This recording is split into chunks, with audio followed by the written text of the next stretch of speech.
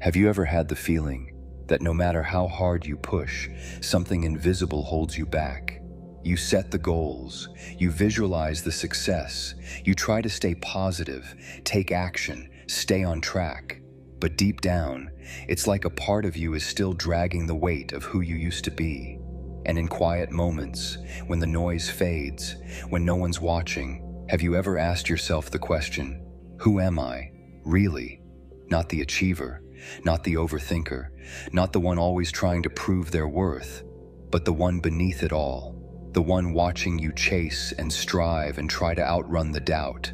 Because what if what's holding you back isn't out there? What if your entire reality, what you attract, what you struggle with, what repeats, is just a reflection of who you are, of who you believe you still are? What if the reason success feels out of reach is because you haven't made the shift from who you were to who you're here to become? And what if that shift doesn't take time, but truth? Let's begin from where you are, not where you pretend to be, not where you wish you were, but here, in the chaos that never quite quiets. You wake up already thinking, already chasing, already measuring yourself against an invisible finish line. Your mind doesn't rest, does it? It spins, endlessly, thought after thought, worry after worry. What if I'm not good enough? What if I fail again? Why hasn't it happened yet? You read the books, you try the morning routines, you repeat the affirmations, you keep telling yourself, if I just get my energy right, everything will shift. But deep down, the storm is still there. It brews beneath the surface. A quiet pressure, like something unresolved is still running the show. You're not broken. You're not alone. You're just stuck between two selves, the one you've outgrown and the one you're still afraid to fully become. And here's the truth. The storm is not the problem. The real trap is believing that you are the storm. You've been taught that control is safety, that planning, preparing, grasping tightly is the path to peace. But if control worked, wouldn't you already be free? Let this sink in. The ego is a master architect. It builds entire realities from fear, constructs of identity, stories of pain, images of success. It says, if I can just become more, then I'll be enough. It whispers, I must hold it all together, or everything will fall apart. But here's the quiet truth underneath the noise. You were never meant to carry it all. You were never meant to micromanage every outcome, to hold the world on your shoulders just to feel worthy of existing. You were meant to remember that it's not you holding anything. The breath you're taking now, you didn't earn it. You didn't control it. It just arrived, like grace. The universe breathes you. Life moves through you, but only when you stop trying to force it, only when you stop gripping the pen, when you step out of the way and allow the next chapter to write itself. This is the doorway to the shift. Not a shift in doing, but a shift in being. So, what is the quantum shift? It's not some cosmic fantasy. It's not about escaping your life or wishing your way into a new one. It's a shift in identity, a shift in the lens you see through, in what you believe is possible. Not out there, but in here. It's not about time. It's not about how long you've been working on yourself or how much you've healed. It's about being. The moment you see differently, you become different. You don't create a new self from scratch. You remember the version of you that was buried beneath the noise, the one who was never broken, never behind, never separate from the life you desire. And when that remembering clicks, something subtle but unstoppable begins to move. The outside world starts rearranging itself, not because you forced it, but because reality always reflects who you believe you are. That's the real quantum law. The outer mirrors the inner. As within, so without. Shift the root, and the branches can't help but follow. You may not see it all at once. The physical world has momentum and takes a moment to upgrade into the new reality. It echoes the past until the present is strong enough to override it. But make no mistake, the field responds now, not to your words, not to your goals, but to your frequency.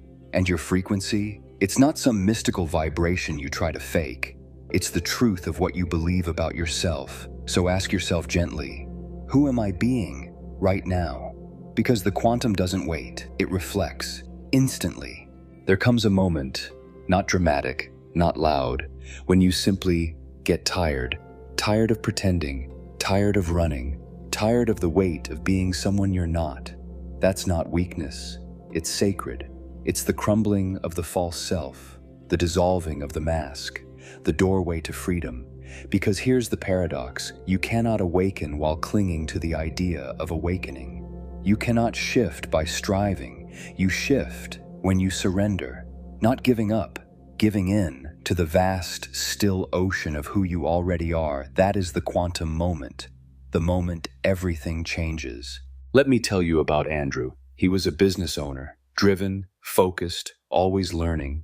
He had the knowledge, he had the strategy, he even had a few wins under his belt.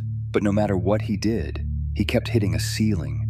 A strange pattern would always creep in, a delay, a distraction, a doubt. He would sabotage the launch, delay the meeting, avoid the call, and then feel shame about it later. It was like some invisible hand kept pulling him back just when things were starting to move forward. And for a long time, he thought it was a discipline problem, or mindset, or just not hustling hard enough. But one night, something broke. Andrew was alone in his office again, papers everywhere, deadlines looming, and that familiar weight pressing on his chest. Tight, heavy, suffocating. He felt it rise again, that voice in his head that always came just before he quit. Maybe I'm just not cut out for this. And that was the moment. That one thought cracked something open, because this time, it was different. Instead of pushing it down, instead of trying to silence it with another podcast or productivity hack, he snapped. He leaned back in his chair, and for the first time in a long time, he didn't reach for a solution. He just sat, still, breathing. And in that stillness, a quiet realization rose to the surface, so gentle it almost felt like a memory. I've been building a life that doesn't match who I am. Not out of laziness, not out of fear, but because, deep down, he was trying to earn a version of himself he hadn't yet allowed. And something shifted, like a tension he didn't even know he'd been holding suddenly unraveled in his chest. No epiphany, no lightning strike, just a soft, full-bodied release. The kind that only comes when you stop pretending. And in that moment, he knew. He didn't have to become, but to remember. He remembered the version of himself who didn't chase success, but carried it. The version who moved from trust, not tension, from alignment, not effort. And slowly, subtly, the way early light begins to shift the horizon, the outer world began to respond. Not because he pushed harder, but because the field could finally reflect something true. Clients started saying yes. Ideas flowed effortlessly.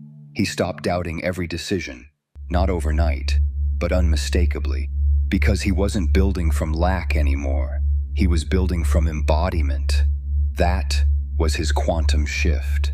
The moment he stopped trying to become the version of himself who succeeds and simply became him. You see, the mind is a storm, but you are the sky. Emotions are waves. You are the ocean beneath.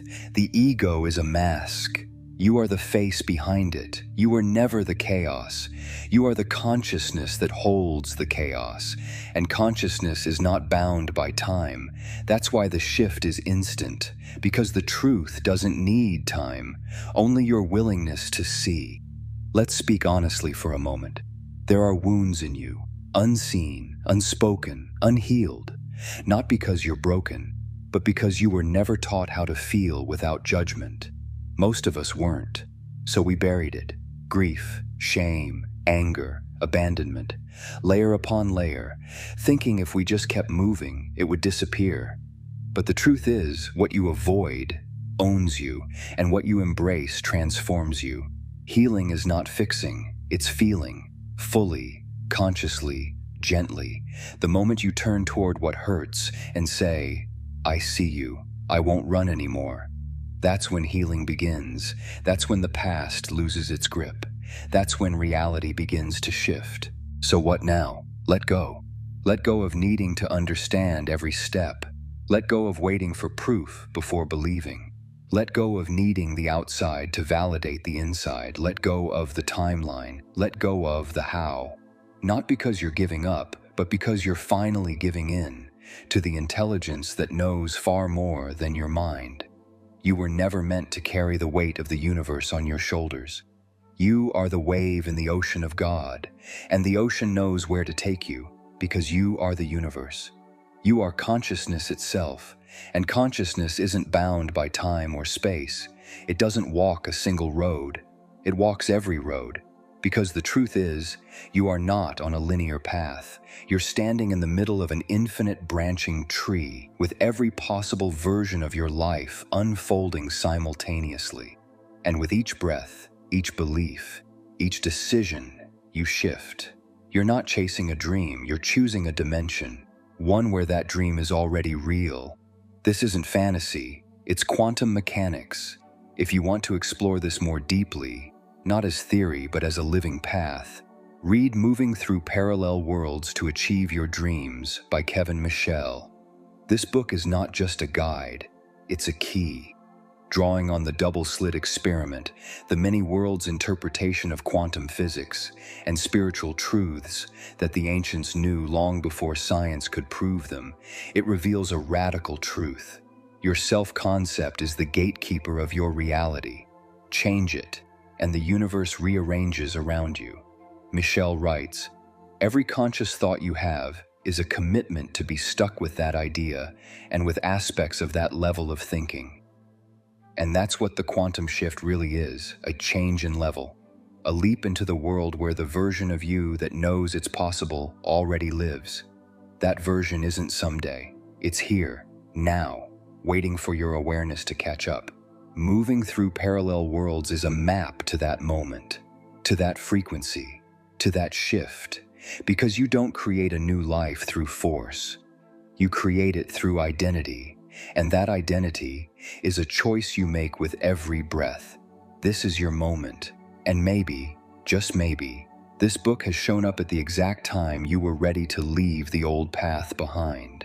If this speaks to something deep within you, the book is available in both Kindle and paperback through the link in the description of this video. Now take a deep breath.